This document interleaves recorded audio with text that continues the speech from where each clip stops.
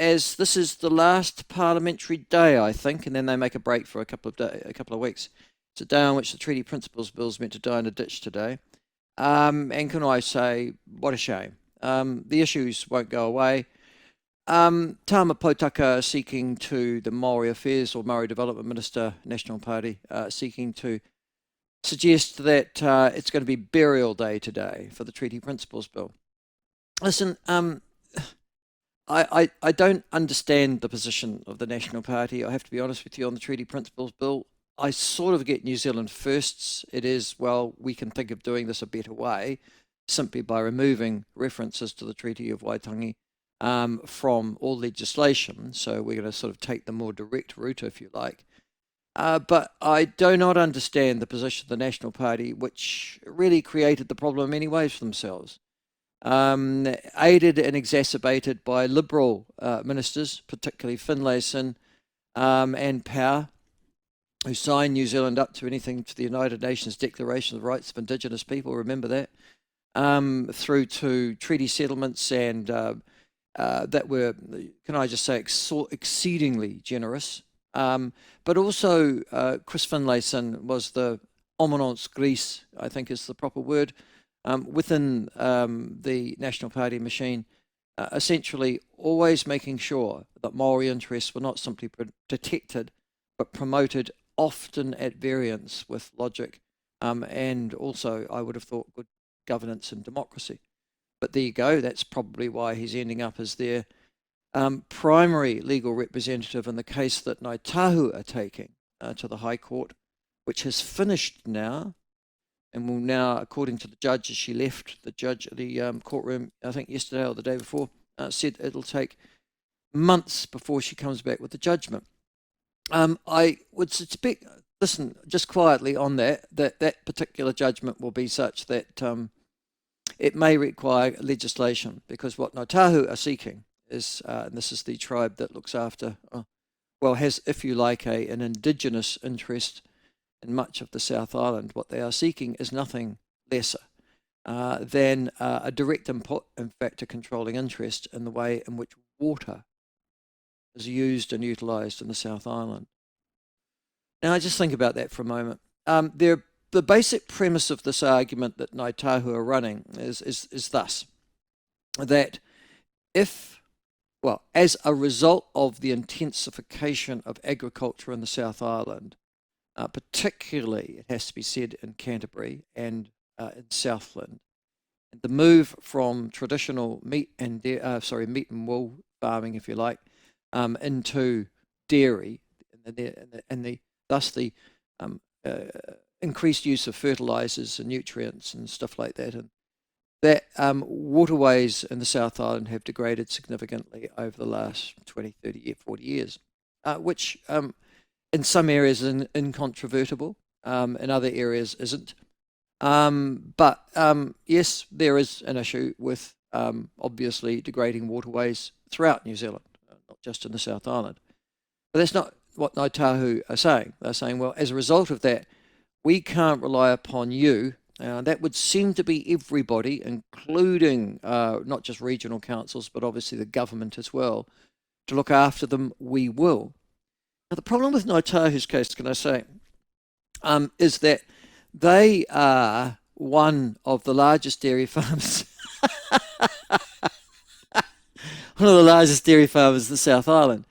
And under cross-examination at the court case, they couldn't actually say if they were having the best of environmental practices in those dairy farms, and that nutrient of its own wasn't running off into the rivers themselves. So it's a bit like the argument that we are the kaitiaki, if you like, of the New Zealand environment, because, you know, it was when you Europeans arrived that all went to hell in a handbasket, until you just examine, you know, the scientific evidence and go, excuse me, about 50 different flora and fauna and species of birds and animals in actual fact disappeared off the planet, and you burnt 90% of New Zealand long before before Europeans arrived.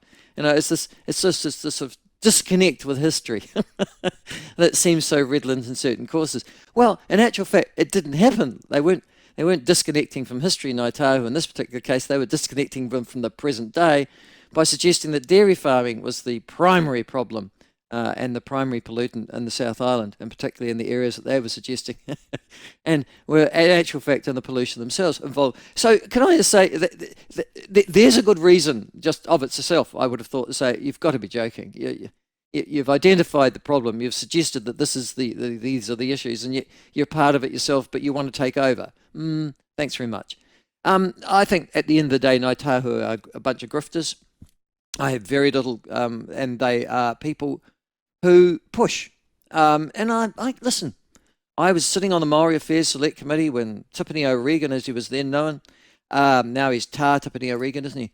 Would arrive and push the Ngāi Tahu case and successfully lobby, often against Labour and Select Committee interests, with then Jim Bolger, to be given more and more and more. Now, that's okay. It's a negotiating technique. I mean, we're seeing Donald Trump at the moment, you might argue, with a negotiating technique with the rest of the world on trade.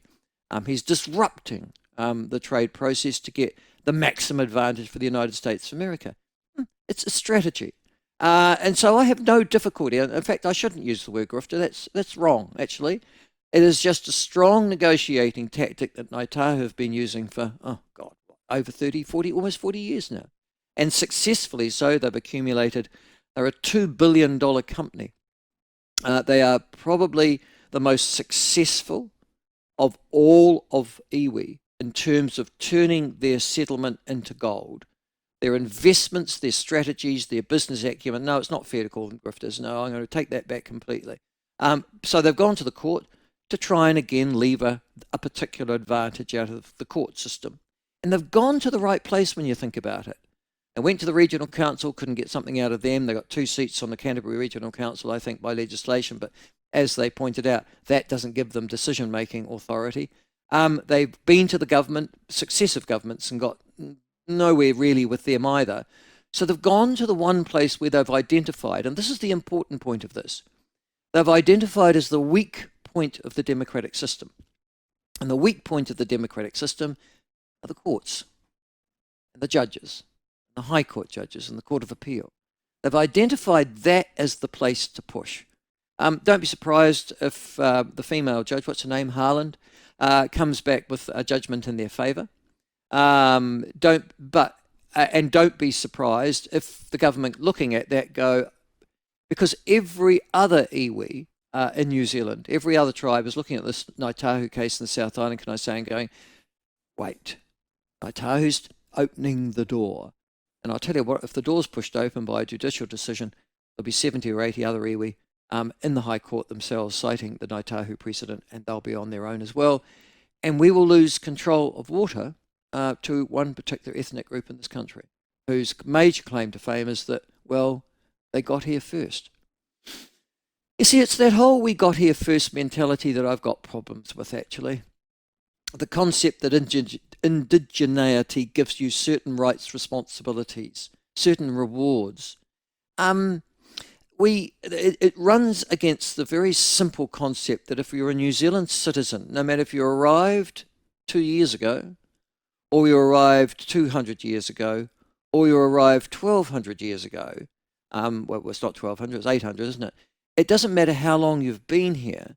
It's your potential for contribution to our community, to our economy, to our society, and your desire to be a citizen and to enter the processes that make you a citizen of New Zealand. That makes us all equal. We are given an equality of rights.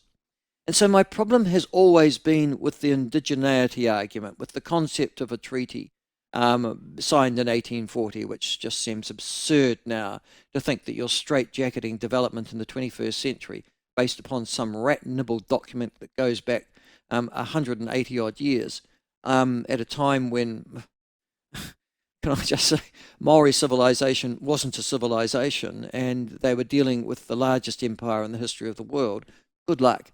But the concept that something that they signed then should straitjacket our daily lives now is absurd, and going into the future as well. But anyhow, just so that you know, that's what I struggle with. I will continue to fight it. I'll argue that I don't care who you are, how long ago you arrived. If you're a New Zealand citizen, as far as I'm concerned, You've got the same rights and responsibilities. You've got the same risks and rewards as everybody else. You don't get penalised, punished, nor rewarded for the fact that your ancestors got here a bit earlier than everybody else.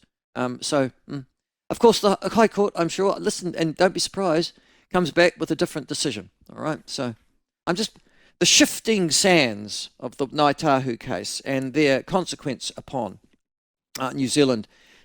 Keep an eye on it, because it will be the next flashpoint. And in many ways, it will counteract the decision of the National Party to go into the No's lobby today on the second reading of the Treaty Principles Bill, because it will only just prove, in many cases, David Seymour's point, which is we've got a problem and nothing that anybody is doing looks like it's going to solve it. His was an attempt. It was brisk. It was brusque, you might say. It was certainly bold, but ultimately, it had to start somewhere to have that discussion. And what the National Party has clearly decided today is, well, we don't want to talk about it. Having contributed to the problem over generations of politicians now, they just want to run away from it. It's sort of like, and if I can use the environmental analogy again, it's sort of like knowing that I am putting excessive nutrients, contaminants, and pollutants into the waterways. I don't want to acknowledge that I am, and the consequences it might have downstream or even just at the place that I'm putting it. I'll just walk away from it and not acknowledge that I want to have cleaner water in this country, for example. It doesn't exist. I'll just ignore it. I'll turn my head and I'll go the other way, because that's exactly what the National Party is doing with the Treaty Principles Bill. Anyhow. And it ultimately will mean that, along with all the other failed politicians of the National Party, this generation of National Party leadership will also be condemned in the future for having surrendered New Zealand to essentially a bi-spheral world in which one group of people, as I said, simply because they arrived here a bit earlier than everybody else, get privileges that nobody else does. I think the simple answer is we all declare ourselves Maori and let's be done with it. I mean, if Benjamin Bussey can declare himself that he's not actually a male, then why can't we all just say, And I might just, but it's currently absurd.